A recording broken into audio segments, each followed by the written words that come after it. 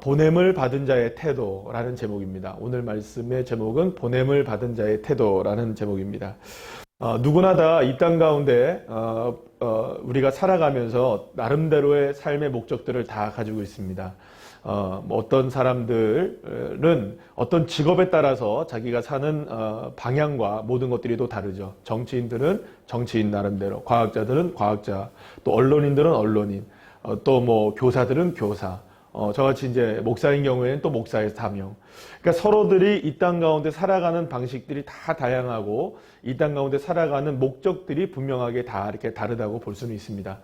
자, 그러나 사실은 우리가 직업적인 문제에 있어서는 서로가 다 다른 모습들을 우리가 가질 수 있지만 궁극적으로 저와 여러분, 우리 모두가 다 이 땅 가운데 인생으로 살아가면서 살아가야 될 그 목적, 그것이 무엇일까라는 생각을 해보게 됩니다. 오늘 이 시간 우리가 말씀을 나누면서 함께 고민해보고 또 은혜를 나누게 될 것은 예수님이 이 땅에 보냄을 받은 것과 같이 과연 그렇다면 우리는 어떤 뜻으로 주님이 우리를 이 땅 가운데 보내셨는가, 이것을 함께 은혜를 나누고자 합니다. 예수님께서 초막절에 성전에서 많은 사람들에게 가르치시기 시작하시자 많은 사람들은 예수님의 말씀을 도무지 믿지 못하고 예수님을 따라오지 못하는 사람들이 많이 생겼습니다. 물론 그 반대로 예수님을 믿게 되었던 사람들도 있지만 그들 가운데 많은 사람들의 경우 예수님을 믿지 못하고 예수님을 따라가지 못했던 이유 중에 하나가 뭐냐 하면 예수님이 말씀하시는 걸 도무지 이해할 수가 없었기 때문입니다. 예수님은 계속 무슨 말씀을 오늘 본문에서도 하고 있냐면, 나는 오늘 이 시간에 지금 행하고 있는 것이, 예수님이 이 땅 가운데 지금 행하고 있는 모든 것이 내 뜻을 행하는 것이 아니라 나를 보내신 이의 뜻을 지금 행하고 있는 것이다.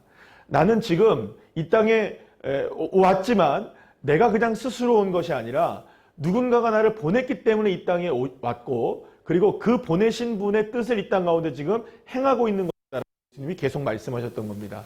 그러면서 예수님이 그러면 도대체 누가 나를 보내셨느냐? 바로 하늘에서 하나님께서 나를 이 땅 가운데 보내셨고, 그리고 그분으로부터 내가 나음을 받았고, 그렇기 때문에 그분이 나를 보내시고 그분이 나를 낳았기 때문에 내가 당연히 그분의 뜻을 행하여야 한다.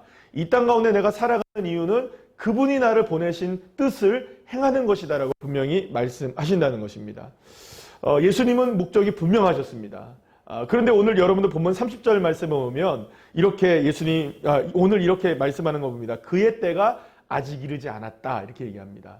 여러분, 예수님은 지금 계속해서 어떤 때를 향하여 가고 계십니다.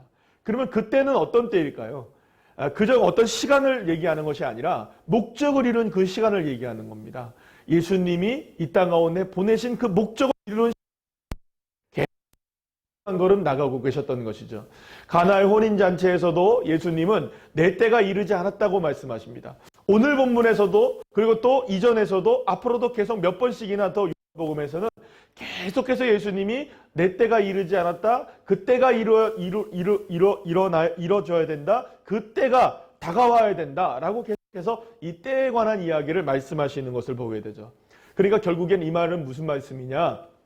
예수님이 이 땅 가운데 그 때를 향하여 계속 나갔다는 말은 결국엔 예수님이 이 땅에 보냄을 받은 목적을 이룰 그때. 그렇다면 여러분, 그때는 언제인가요? 바로 예수님의 궁극적인 첫 번째 그때는 바로 십자가와 부활의 사건인 것이죠. 십자가와 부활의 사건을 통해서 예수님께서 우리를 구원해내시는 그 일. 그리고 궁극적으로 또 한 가지 남아있죠. 주님이 올라가신 그대로 다시금 내려오실 그날. 그러니까 결국엔 재림의 그날이 우리의 그때로 아직까지 남겨져 있기도 합니다. 사랑하는 여러분, 주님은 그렇게 그때를 이루어 가시는 것입니다. 보냄을 받은 그대로 그 뜻을 이루기 위해서 최선의 노력을 다하고 계셨던 분이 예수님의 모습이셨죠. 이러한 예수님에게 사람들이 때로는 호의적으로 다가오기도 했었습니다. 그러나 반대로 예수님을 죽이고자 했던 사람들이 있었습니다. 그렇다면 여러분, 만약에 우리 가운데 이런 일들이 벌어지게 된다면 우리는 어떠한 태도를 결정하게 될까요? 많은 사람들이 우리를 칭찬해주고 많은 사람들이 우리를 도와주거나 우리와 함께 해주고 나를 지지해준다면 우리는 기분이 매우 좋을 것입니다. 그래서 어떻게 보면 힘을 얻게 되기도 하고 또 그래서 그때를 향하여 우리가 어떤 목적을 향하여서 힘들지만 터벅터벅 이렇게 걸어갈 수는 있게 되겠죠. 자, 그런데 만약에 우리를 반대하는 사람들이 많다. 우리를 지지해주는 사람이 없다. 우리를 비난한다. 내가 어떤 일을 그 목적을 이루려고 할 때마다 사사건건 나에게 다가와서 나를 방해하기도 하고 나를 무시하기도 하고 나를 억누르기도 한다는 것을 우리가 만약 경험하게 된다면 여러분들은 그 목적을 이루기 위해서 한 걸음 한 걸음 힘들어도 발자국을 걸으면서 나가실 수 있으시겠습니까? 사실 우리가 살아가는 인생 가운데 지지를 받으면 괜찮습니다. 그러나 반대를 받게 되면 우리는 무기력해지게 되죠. 바로 그때 우리는 고민을 하게 됩니다. 그럼 내가 과연 지금 이 뜻을 이루는 것이 맞는가? 과연 내가 지금 이 일을 행하는 것이 맞는가?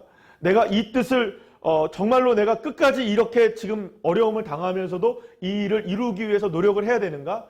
좌절하게 되기도 하고 넘어지게 되기도 하는 것이죠.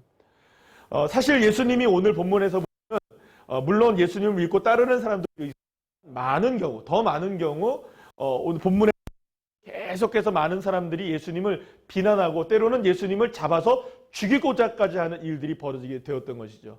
도무지 예수님을 이해하지 못하겠다는 사람들이 굉장히 많았습니다.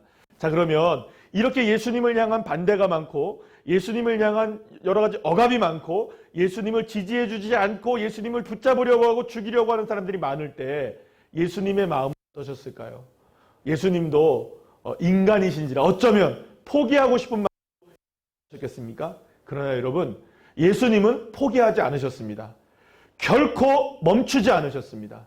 주님께서 하나님께서 이 땅 가운데 예수님을 보내신 그때를 향하여 반대가 있든 칭찬이 있든 지지를 하든 그 사람들이 억압을 하든 잡으려고 하든 죽이려고 하든 그 어떤 상황과 상관없이 주님은 자신이 보냄을 받은 그 뜻을 이루기 위한 십자가를 향하여 묵묵하게 계속해서 걸어가셨던 것을 여러분들 믿으시길 바랍니다. 그렇기 때문에 우리 역시 마찬가지가 되어야 되지 않겠습니까? 우리는 주님과 함께 동행하는 인생이라고 우리가 고백을 합니다. 내 안에 주님이 살아계신다고 믿고 있는 사람들 아닙니까? 그러면 우리도 주님과 함께 있고 주님이 내 안에 계시기 때문에 나를 통하여서 주님이 이루고자 하시는 그 하나님의 뜻을 나를 통해서 이루기를 원하시는 것이 바로 하나님의 뜻이 아니겠습니까? 우리 말씀 한 구절 함께 읽어보겠는데요. 요한복음 6장 38절 말씀 우리 다 같이 함께 읽겠습니다. 시작. 내가 하늘에서 내려온 것은 내 뜻을 행하려 함이 아니요 나를 보내신 이의 뜻을 행하려 함이니라. 할렐루야. 예수님이 지금 이 말씀을 하셨다는 거예요. 나를 보내신 이의 뜻을 행하기 위해서 내가 이 땅에 왔다. 그러면 여러분, 주님이 내 안에 계시잖아요. 그러면 내 안에 계신 주님이 내가 이 땅 가운데 있는 목적 또한 이루기를 원하시고 계시는 것이죠. 어떠한 반대와 어떠한 우리의 문제가 많이 있다 할지라도 상황이 여의치 않고 또 우리를 지지해주지 않고 많은 사람들이 우리를 비난하고 우리를 향해서 손가락질할 수도 있고 우리를 협조해주지 않는다 할지라도 이 땅 가운데 주님이 보내신 목적을 이루셨던 것처럼 내 안에 계신 주님이 나 또한 이 땅 가운데 주님께서 나를 보내신 목적을 이루시기를 원하시고 계신다는 것입니다. 요한복음 4장 34절 말씀도 우리 다 같이 함께 읽어볼까요? 시작. 예수께서 이르시되 나의 양식은 나를 보내신 이의 뜻을 행하며 그의 일을 온전히 이루는 이것이니라. 할렐루야. 여러분, 여기서 예수님은 자신이 이 땅 가운데 이루어야 할 뜻을 이루는 것이 자신의 뭐라고 얘기합니까? 나의 양식이다. 내가 먹을 것이다. 라고 말씀하고 있는 것이죠. 자, 우리가 지금 살아가면서 우리의 양식은 과연 무엇일까요? 우리가 먹고 우리가 무엇인가를 마시는 인생. 여러분들 오늘 아침에도 우리 함께 말씀 나눴던 것처럼 저와 여러분이 이 땅 가운데에서 가장 먼저 구해야 할 것 무엇일까요? 먼저 그의 나라와 그의 의를 구하라. 그리하면 이 모든 것 우리에게 더하시리라. 할렐루야. 여러분, 저와 여러분의 양식 먼저 하나님의 나라를 구하고 먼저 하나님의 뜻을 구하고 나를 보내신 이의 뜻을 구하는 삶. 내가 이 땅 가운데 왜 있는가? 사랑하는 여러분, 그렇다면 저와 여러분이 이 땅 가운데 왜 보냄을 받았을까요? 물론 예수 믿고 천국 가기 위해서 주님이 나를 부르셨음을 믿으시길 바랍니다. 그러나 단순히 그것 이상의 것이 있는 것을 알아야 됩니다. 무엇이냐면요, 저와 여러분을 통해서 하나님의 나라를 맛볼 수 있게 하는 자녀들로 우리를 보내셨다는 겁니다. 한국교회가 많은 어려움 가운데 처해 있고 지금도 많은 어려움에 많은 사람들이 손가락질하고 여전히 우리가 정말 선한 일들을 많이 함에도 불구하고 우리를 인정하지 않는 일들이 많습니다. 지난주인가요? 지지난주인가 벌써 몇 주 된 것 같은데요. 한국교회에서 참 의미 있는 여러 가지 헌신들이 있었습니다. 뭐냐 하면 이렇게 코로나 확진자들이 기하급수적으로 계속 늘어나고 있을 때 생활치유센터라는 곳이 필요했었어요. 그래서 생활치유센터라는 것이 이제 경증 환자들이 이제 모여 계시는 곳이 아니겠습니까? 근데 그런 곳들을 이렇게 섭외하기가 쉽지 않았던 것 같아요. 그런데요, 가장 먼저 민간 부분 중에서 가장 먼저 이 치유센터를 제공했던 곳들이 교회입니다. 교회예요. 큰 교회들, 우리나라에서 그래도 리더십을 갖고 있는 그런 교회들에서 그런 그 수양관들을 아낌없이 정부에 지자체자 내주고 이곳을 생활치유센터로 쓰십시오 했습니다. 그런데 여러분, 언론에는요 요만큼도 나오지 않았습니다. 나온 거는요 국민일보에만 나왔어요. 국민일보에만. 나중에 보니까는 그 다음날 보니까 뭐 우리나라의 대기업들 있잖아요. 뭐 LG나 삼성이나 이런 데에서 자기네 연수원을 쓰라고 이렇게 민간 기업들에서도 그 연수원들을 생활치유센터로 쓰라고 이렇게 지자체에다가 정부에다가 이렇게 제공하겠다고 했습니다. 근데 그거는요 대문짝만하게 났습니다. 여러분, 똑같은 일을 하고도요 한국교회는 드러나지 않고요, 똑같은 일을 해도 한국교회는 오히려 비난을 받을 때가 너무나 많아요. 여러분, 우리는 왜 이토록 비난을 받고 있을까요? 왜 이토록 우리가 지지를 받지 못하고 사람들에게 따가운 시선으로 눈총을 받고 있는 존재가 될까요? 어찌 보면 지금까지 저와 여러분, 우리가 한국교회 모든 성도들이 이 땅 가운데 주님이 보내신 그 목적을 온전히 이루지 못했기 때문이 아니겠습니까? 하나님 나라를 우리의 삶을 통해서 보여줘야 하는데 정직하지 못하게 살고 세상 사람들과 다를 바 없이 살고 우리가 가진 가치들이 정말 주 예수 그리스도의 사랑의 가치여야 하는데 더 많이 미워하기도 했고 더 많이 비난하기도 했고 세상 사람들과 전혀 다르지 않은, 그래서 어찌 보면 교회와 목회자들, 성도들 모두가 다 하나님 나라를 보여주지 못하는 그런 모습들로 인하여서 이 세상은 한국교회와 성도들에게 실망을 갖고 있는 것이 아니겠습니까? 어쩌면 이러한 모습들을 생각할 때 결국에는 세상 사람, 우리가 달라지기를 원하시고 계십니까? 정말로 예수 그리스도의 사랑으로 하나님 나라를 보여줄 수 있는 사람들, 믿음으로 주님을 보게 할 수 있는 사람들, 하나님께서 이 땅 가운데 우리를 보내시고 우리가 그 보내신 뜻이 양식이 되어서 우리의 먹을 것이 되어서 정말로 주님의 뜻으로 먹고 사는 사람들, 그래서 그것을 보여줄 수 있는 사람들, 그런 사람들이 되는 것이 우리의 목적이 아니겠습니까? 사랑하는 여러분, 믿음이라는 것은 태도를 말합니다. 오늘도 제목이 보냄을 받은 자의 태도 아닙니까? 믿음은 태도입니다. 한번 따라할까요, 여러분? 믿음은 태도다. 따라하고 계시죠? 다시 한번, 믿음은 태도다. 왜 믿음이 태도입니까? 예수 그리스도를 믿기 때문에 우리의 태도가 달라져야 된다는 것입니다. 주님을 믿고 있기 때문에, 말씀 때문에 살기 때문에 우리는 그 말씀으로 인하여 사는 사람들이기 때문에 달라야 되는 겁니다.